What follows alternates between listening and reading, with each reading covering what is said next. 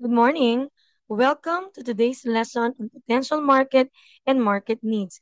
In this video, we will explore on the topic potential market and of course, market needs.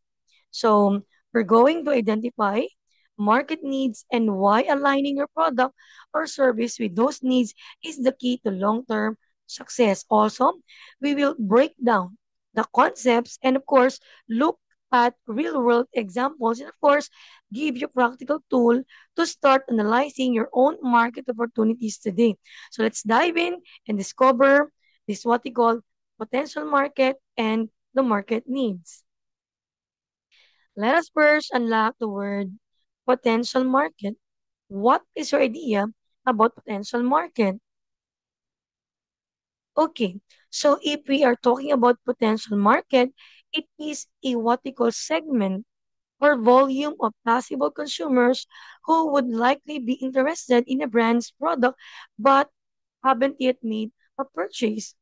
Or in other word, or in simple definition, we can say that it is the total number of people or organizations that could become customers of yours or of your product or service. It includes number one, people who already buy similar products.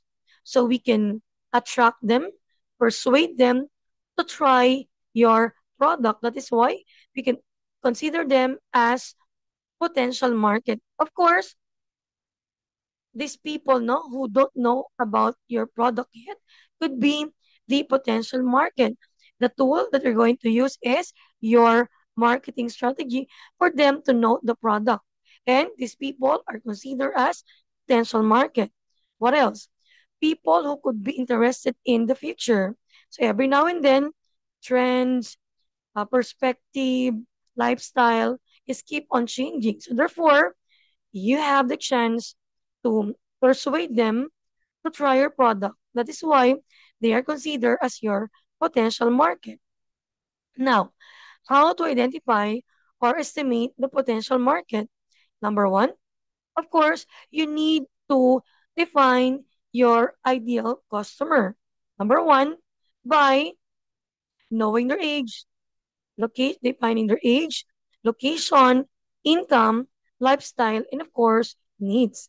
Number two, you need to use, of course, data coming from the government reports, surveys, or even market research tools, or even industry data.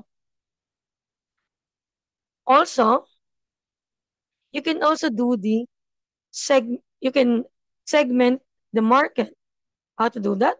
Break it into smaller groups. For example, break them into geographic aspect. Not dividing your market based on location.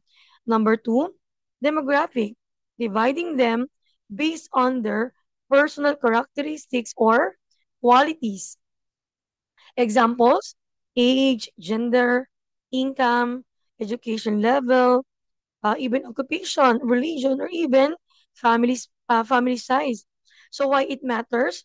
These traits strongly influence what people buy and how much they can spend. Okay. Next is what we call behavioral aspect or segment. It is about dividing the market based on how people behave or make decisions as consumers. So examples are the following. These are buying habits, brand loyalty, benefits sought, or even usage rate. Next, let's talk about now the psychographics. It's about identify lifestyle choices that can influence whether individuals are potential users of your product. For example, if you determine that your product appeals to people who are physically fit, then you can promote an aspect of your product that encourages fitness. So if the potential users or market or fishermen, then you can advertise that your snack product is convenient to carry along on a fishing trip. Next, of course, the very basic is are the benefits. So you will want to identify a common benefit that customers hope to obtain by using your product. Number two, let us now unlock word number two, market needs. So what is really about market needs? Okay, it's about functional needs, desires, and goals of a target audience. So why market needs matter in entrepreneurship? Of course, it is to build products people actually want. Number two, avoid wasting money on the wrong ideas. Of course, number three is to find your niche. If we're talking about niche, it's about specific area or position that is well suited to a particular product or people or group. Now, also, it can give you this what we call competitive advantage if you know the niche of that product. And of course, innovate based on customer problems. That's all for today. Goodbye. Happy learning.